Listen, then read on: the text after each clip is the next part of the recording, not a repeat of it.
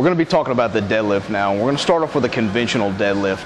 Now, in my personal opinion, a deadlift is one of the key lifts that you need to teach every one of your clients, because whether it's picking up a bag of dog food or one of their children or grandchildren, they're going to be utilizing this movement. It's very important, and it's very good for developing the posterior chain, namely the erectors, the glutes, and the hamstrings. So a proper deadlift should never put anybody's lower back at risk. And I kind of have a little hierarchy of things that I look at when somebody's performing a deadlift. The first thing I want to look at is their lumbar spine, okay? Is it locked in nice and tight, and is it completely flat, okay? Then we go and we look at the cervical spine, make sure that it is nice and flat.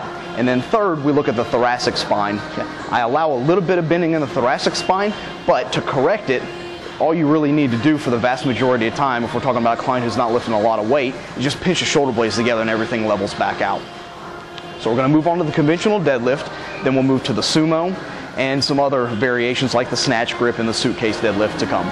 So to set up for the deadlift, basically, when we're looking at the conventional stance, we want something that's approximately shoulder width apart, okay? But depending on where you feel the most powerful, this stance can go from 4 to 6 inches apart all the way out to about right at shoulder width, okay? Whatever's comfortable for you. The first thing that we're going to do is make sure that the spine is nice and tight, okay? And we do this by taking in a nice bolus of air, okay? Now, contraindications for this, you don't want to have any clients with heart problems to use a true Valsalva maneuver, so we'll talk about adapting that a little bit later. So we'll come into the bar, and when we initially start the movement, you want the foot, the middle of the foot, to go dead up underneath the bar, okay? From here, we're going to get a slight bend in the knees, okay? We're going to push the hips back, keeping the spine nice and neutral, okay? And then all we're going to do from here is bend down to grab the bar using an alternating grip, a double overhand grip, whatever you find the most comfortable, okay? And what you're going to do from here is make sure your butt is back and you've got a proud chest. Now, for the cervical, right now my lumbar spine is nice and tight.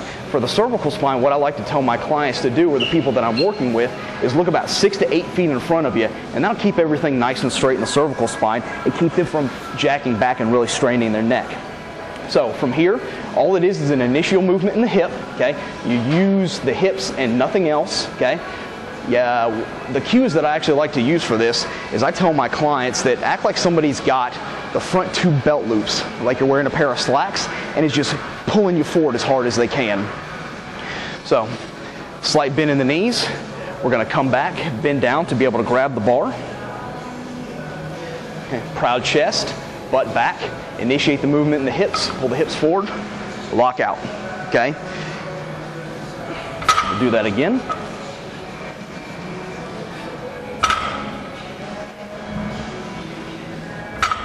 And there's a conventional stance deadlift. All right, so now we're going to do the conventional stance from the side view. So foot midway under the bar, okay? Slight bend in the knees, hips go back, bend the knees to grab the bar, okay? Chest up, head up, butt goes back. Make sure the lumbar spine is nice and tight. Taking a bolus of air, breathe out on the way up.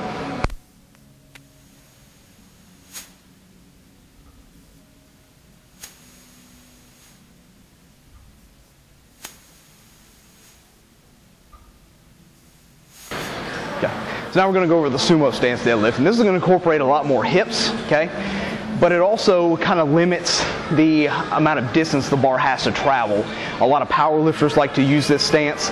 And if somebody has a lot of hip issues, especially problems with really, really tight external rotators in the hips, this might not be the smartest thing to do for that client. But it's a really, really good, powerful move if you're looking to move a lot of weight with a client. So what we're going to do is we're going to take a pretty wide stance, whatever's comfortable for you. Now I'm 6'3", so my stance is going to be much wider than most people's. So we're going to come wide, okay, and we're going to toe out a little bit, okay. If we had our toes straight forward, it will put a lot of stress on our ankles and on our knees. So we're going to toe out to help accommodate for that, okay. And it's going to set up just the same. You want your feet midway under the bar, okay. You're going to get a slight bend in the knees, push the hips back, grab the bar, okay, set the knees down.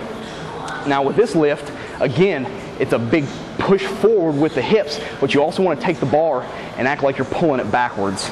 So from here, you initiate the movement from the hips. Again, you want to look at the lumbar spine, make sure the cervical spine is nice and straight. We're going to grab the bar, pull the hips straight forward, pull the shoulders back for a lockout. Okay? Big breath in.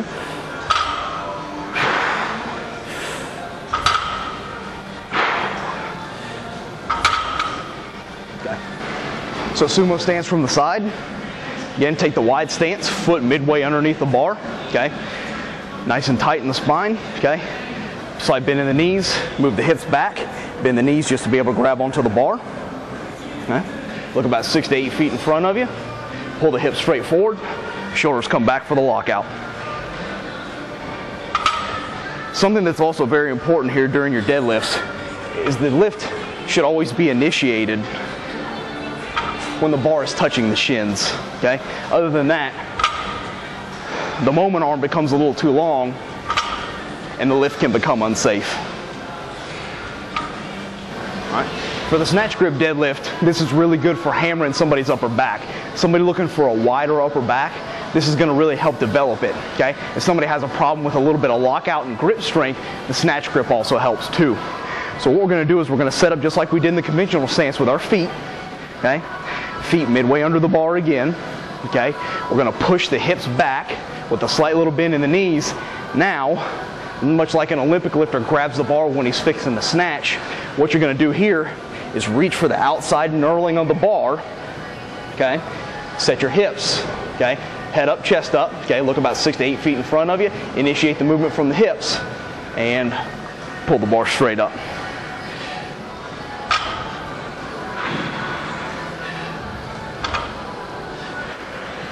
Now you'll notice that I'm using a grip without my thumb.